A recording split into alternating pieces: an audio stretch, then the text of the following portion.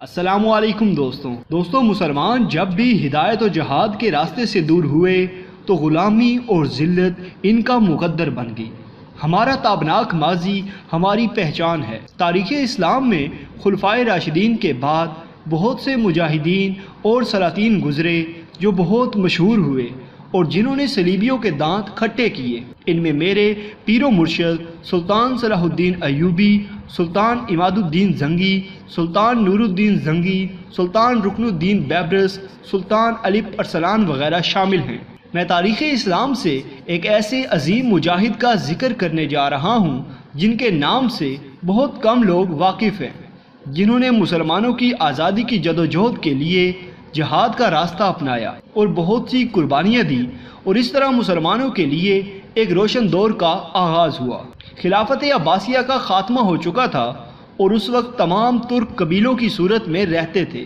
یہ تمام قبیلے خانہ بدوش تھے۔ یہ قبیلے سفر کرتے اور جہاں سرسبز علاقہ دیکھتے وہاں پر آباد ہو جاتے۔ ان میں ایک کائی قبیلہ تھا جو تعداد کے لحاظ سے کافی مضبوط اور طاقتور تھا۔ سلیمان شاہ کائی قبیلے کے سردار تھے جو سچے مسلمان، نڈر اور رحم دل انسان تھے۔ ان کے مقاصد میں اسلام کی اشاعت اور انصاف کا بول بالا کرنا شامل تھا، کیونکہ یہی وہ وقت تھا جب مسلمان ہر جگہ کمزوری کا شکار تھے۔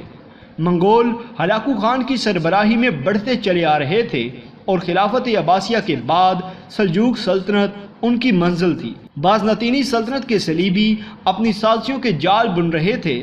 مسلمانوں کی مضبوط اور طاقتور سلجوقی سلطنت اب زوال کے قریب تھی۔ ان حالات میں ضروری تھا کہ مسلمانوں کی تعداد کو بڑھایا جائے۔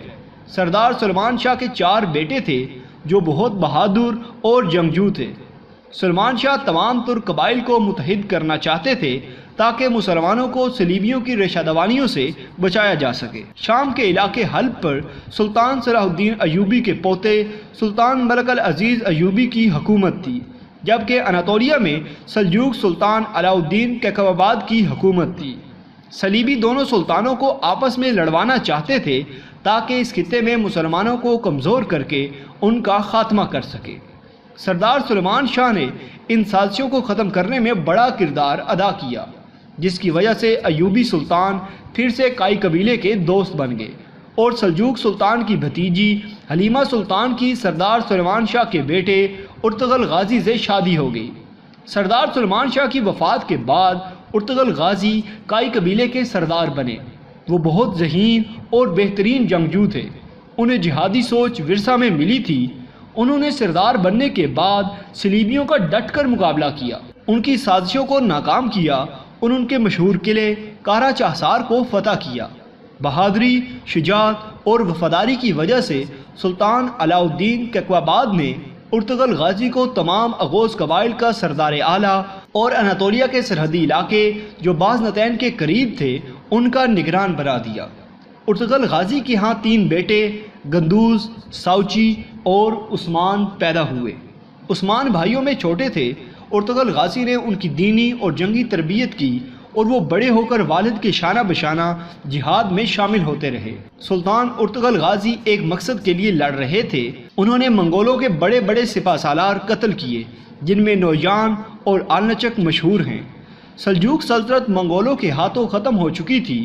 تغرل نے تمام ترک قبیلوں کو سوگوت میں اکٹھا کیا، صلیبیوں سے چھینے گئے علاقوں کو ایک ریاست کی شکل دی اور تعلیم و تربیت کے لیے درسگاہیں تعمیر کی گئیں تاکہ لوگ جدید علوم سے بہرور ہوں اور اس طرح مضبوط اسلامی معاشرے کی بنیاد رکھی جا سکے۔ ارطغرل غازی نے منگولوں کا خاتمہ کرنے کے لیے فیصلہ کن جنگ کا ارادہ کیا اور اس مقصد کے لیے منگول سلطان برقہ خان جو مسلمان ہو چکے تھے اور مصر کے سلطان رکن الدین بیبرس کو آمادہ کیا اور طے پایا کہ ایک بڑی فوج تیار کی جائے جس میں تمام ترک قبائل بھی شامل ہوں۔ اناطولیہ میں فیصلہ کن جنگ کا آغاز کیا گیا۔ اس جنگ میں منگولوں کو عبرتناک شکست ہوئی اور مسلمان فتح یاب ہوئے۔ شکست کے غم کی وجہ سے چند ماہ کے بعد ہلاکو خان مر گیا۔ ارطغرل غازی صلیبیوں اور منگولوں کو اس علاقے سے نکالنے میں کامیاب ہو گئے۔